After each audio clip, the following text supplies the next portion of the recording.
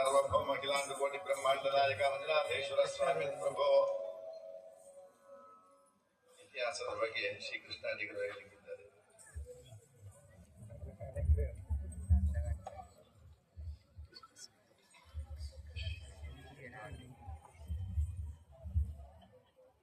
ಅಷ್ಟಾವಧಾನ ಸೇವೆಯ ಈ ಶುಭ ಸಂದರ್ಭ.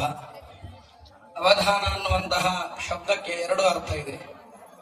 ಒಂದು ಸಮರ್ಪಣೆ, ಅಂದ್ರೆ ಭಗವಂತ ನಮಗೆ ಇಷ್ಟೆಲ್ಲ ಕೊಟ್ಟದ್ರಿಂದ ಏನನ್ನಾದರೂ ನಾವು ದೇವರಿಗೆ ಸಮರ್ಪಣೆ ಮಾಡಬೇಕು.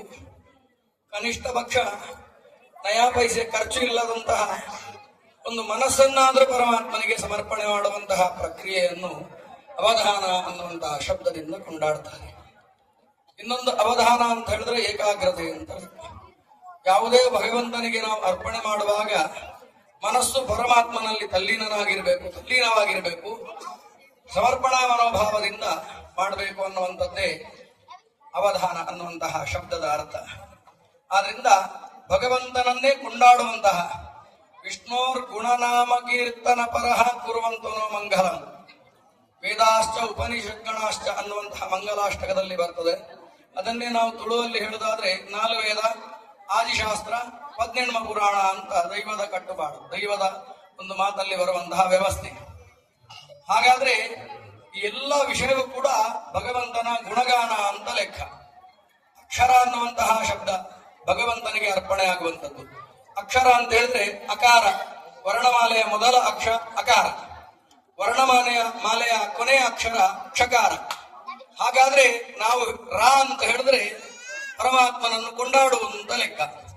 ಹಾಗಾದ್ರೆ ಅಕ್ಷರ ಅನ್ನುವಂತಹ ಶಬ್ದ ಏನನ್ನು ಹೇಳುತ್ತದೆ ಅಂತ ಹೇಳಿದ್ರೆ, ಅಕಾರದಿಂದ ಕ್ಷಕಾರದವರೆಗೆ ನಾನು ಏನು ಶಬ್ದವನ್ನು ವಾಕ್ಯವನ್ನು ಹೇಳ್ತೇನೋ ಎಲ್ಲವೂ ಕೂಡ ಪರಮಾತ್ಮನ ಗುಣಗಾನವಾಗಿರ್ಲಿ ಅನ್ನುವಂತಹ ಶಬ್ದವೇ ಅಕ್ಷರ ಅನ್ನುವಂತಹ ಶಬ್ದಕ್ಕೆ ಅರ್ಥ. ಆದ್ರಿಂದ ಈ ಕದ್ರಿಯ ಮಂಜುನಾಥನ ಸನ್ನಿಧಾನದಲ್ಲಿ ಬ್ರಹ್ಮೋತ್ಸವದ ಒಂದು ಪುಣ್ಯಕಾಲ, ವಿಶೇಷವಾಗಿ 4 ವೇದ ಶಾಸ್ತ್ರಗಳನ್ನೆಲ್ಲ ಧೇರೆಬೈಲಿನ ವಿಠಲದಾಸ್ ತಂತ್ರಿವರೆಣ್ಯರ ನೇತೃತ್ವದಲ್ಲಿ ಅರಸರ ಕ್ಷಮದಲ್ಲಿ ದೇವಳದ ಅಧಿಕಾರ ವರ್ಗದ ಊರಿನ ಗ್ರಾಮದ ಜನಪದ ಸ್ಥಾನ ಭಕ್ತರ ಸಮಕ್ಷಮದಲ್ಲಿ ಕೂಡ ಎಲ್ಲವೂ ಕೂಡ ಸೇವೆಯನ್ನು ಪರಮಾತ್ಮ ತನ್ನ ಪಾದಾರವಿಂದಕ್ಕೆ ಅರ್ಪಣೆ ಮಾಡಿದ್ದಾನೆ. ಜ್ಯೋತಿಷ್ಯ ಶಾಸ್ತ್ರದ ಅನೇಕ ಕವಲುಗಳಿವೆ. ಅದರಲ್ಲಿ ಜ್ಯೋತಿ ಅಂತ ಹೇಳಿದ್ರೆ ಬೆಳಕನ್ನು ಕೊಡುವಂತಹ ಶಾಸ್ತ್ರವೇ ಜ್ಯೋತಿಷ್ಯ ಶಾಸ್ತ್ರ.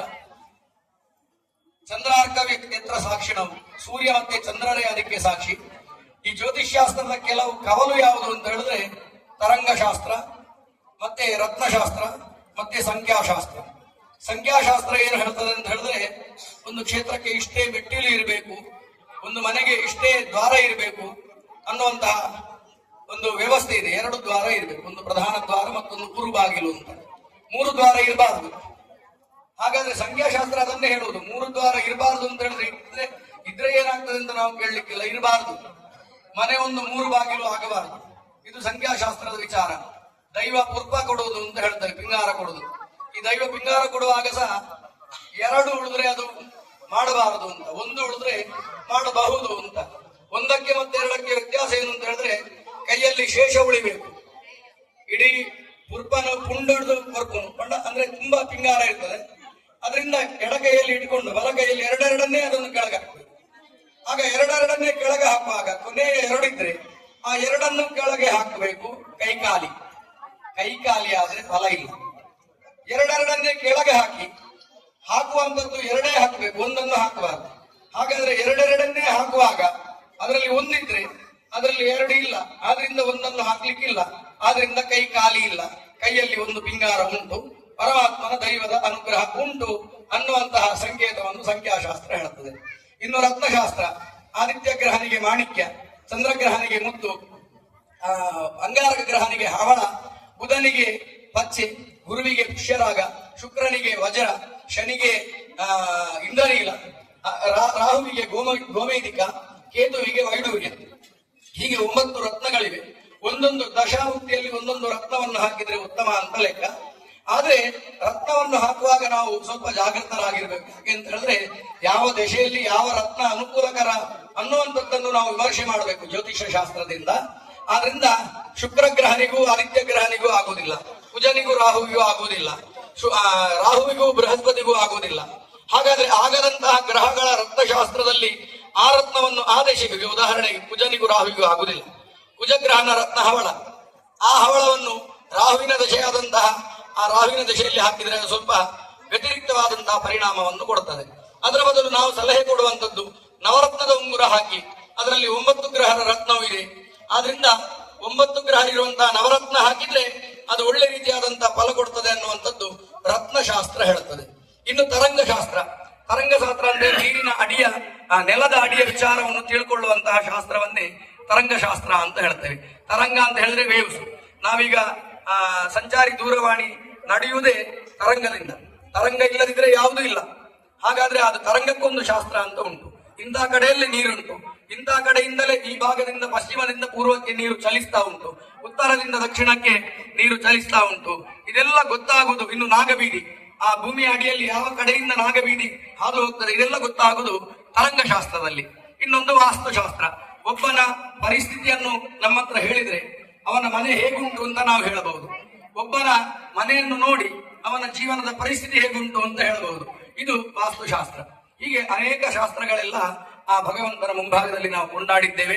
ಆದ್ರಿಂದ ಕದ್ರಿ ಮಂಜುನಾಥನ ಸನ್ನಿಧಾನ ಲಕ್ಷಕ್ಕೆ ಕೋಟಿಗೆ ಒಂದು ದೇವಸ್ಥಾನ. ಇಲ್ಲಿ ದಕ್ಷಿಣ ಕಾಶಿ ಅಂತ ಹೆಸರಿದೆ.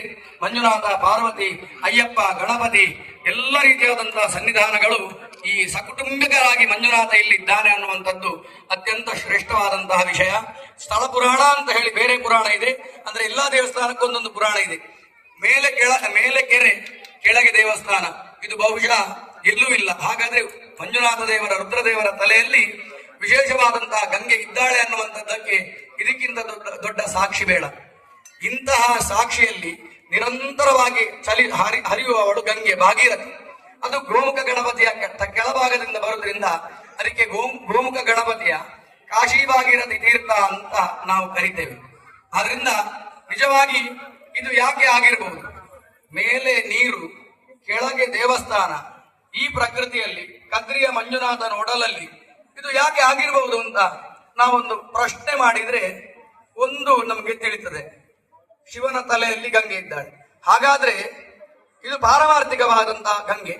ಲೌಕಿಕವಾದಂತಹ ಗಂಗೆ ಶಿವನ ತಲೆಗೆ ಬೀಳಬೇಡ್ವಾ? ಹಾಗಾದ್ರೆ ನಾವು ಒಂದು ಇಂಚಗೆ ಅಂತ ಕೇಳಿದ್ದೆವು. ಏನು? ಗೋಮುಖದಿಂದ ನೇರವಾಗಿ ಮಂಜುನಾಥ ದೇವರ ಲಿಂಗಕ್ಕೆ ನೀರು ಬೀಳುವಂತೆ ಮಾಡಿ ಸ್ವಾಮಿಗೆ ನಿರಂತರವಾದಂತಹ ಅಭಿಷೇಕ ಆಗುವಂತದ್ದನ್ನು, ಇದನ್ನು ಅಂಚಗೆ ಅಂತ ಕೇಳಿದ್ದೇವೆ. ಆದ್ರೆ 2006ಕ್ಕೆ ಬ್ರಹ್ಮಕಲಶ ಆಯಿತು ವಿಜಯ ಶೆಟ್ಟರ ಒಂದು ನೇತೃತ್ವದಲ್ಲಿ.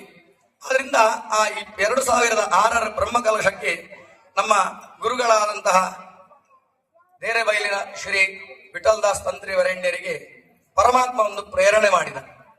ಇದನ್ನೊಂದು ನಾವು ಮಾಡಿದ್ರೆ ಹೇಗೆ ಅಂತ. ಹಾಗಾದ್ರೆ ಅದನ್ನು ಸಾಕಾರಗೊಳಿಸಿದ ಕೀರ್ತಿ ಯಾರಿಗೆ ಅಂತ ಹೇಳಿದ್ರೆ ನಮ್ಮೆಲ್ಲರ ಗುರುಗಳಾದಂತಹ ದೇರೆಬೈಲಿನ ವಿಠಲದಾಸ್ ತಂತ್ರಿವರೆಣ್ಯರಿಗೆ ಆ ಕೀರ್ತಿ ಸಲ್ಲಲೇಬೇಕು. ಯಾಕೆ ಅಂತ ಹೇಳಿದ್ರೆ ಆ ಒಂದು ಅದಕ್ಕೆ ಮಾಪನ ಎಷ್ಟು ಹೈಟ್ ಬೇಕು.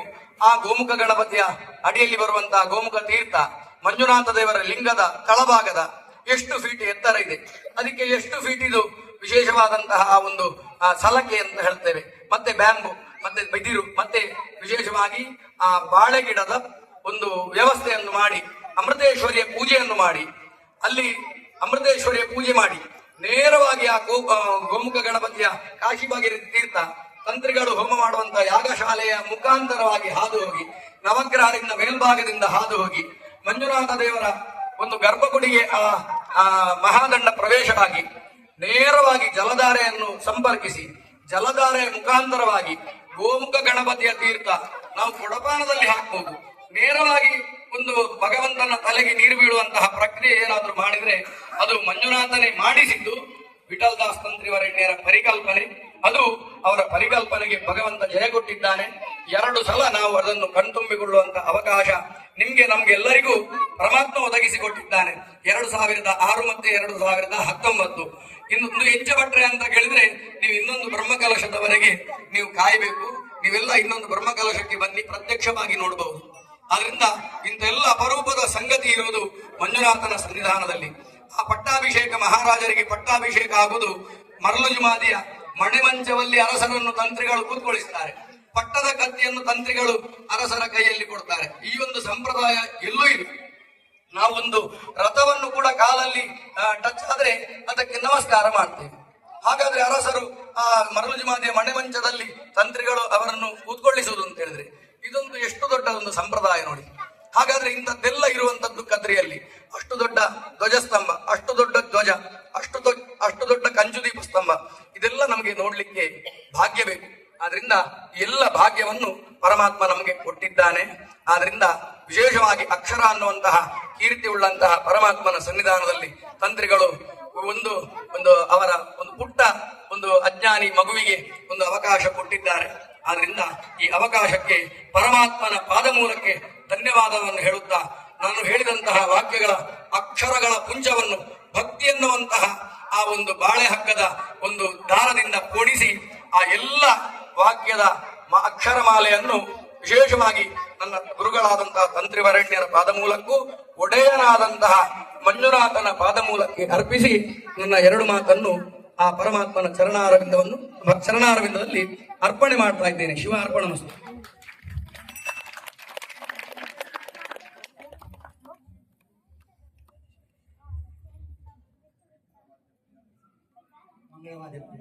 ಮಂಗಳವಾದಿ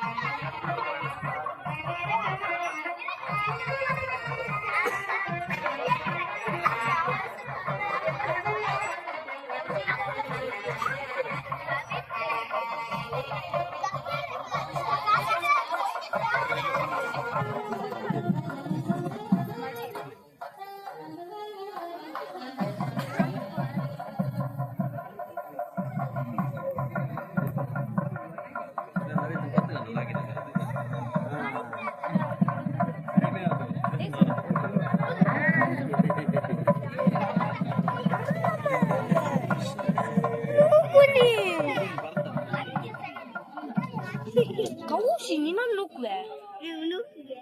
Abbiamo patolli. Shortule. Tule. Abbiamo patolli.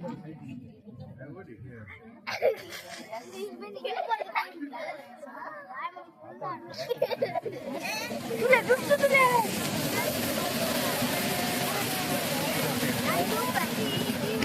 No,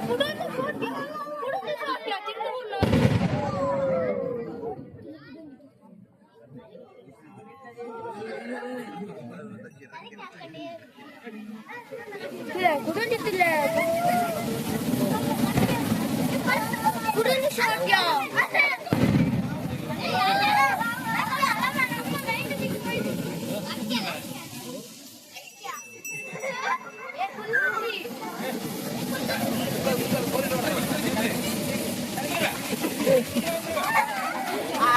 Thank you.